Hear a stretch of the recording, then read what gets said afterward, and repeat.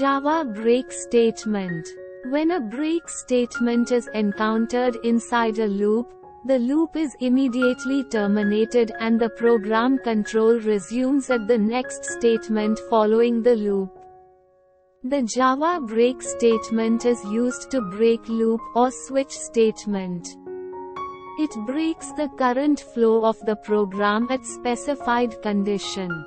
In case of inner loop, it breaks only inner loop. We can use Java break statement in all types of loops such as for loop, while loop and do while loop. Syntax: jump statement, break. Flowchart of break statement. Java break statement flowchart.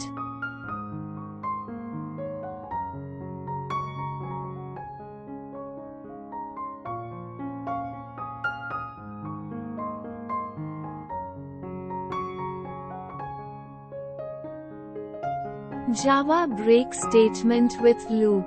Example: Java program to demonstrate the use of break statement. Inside the for loop. Public class break example. Public static void main, string, args. Using for loop. For int I equals 1, I less than equals 10, I plus plus. If I equals 5. Breaking the loop. Break. Closing curly bracket. System.out. Println I.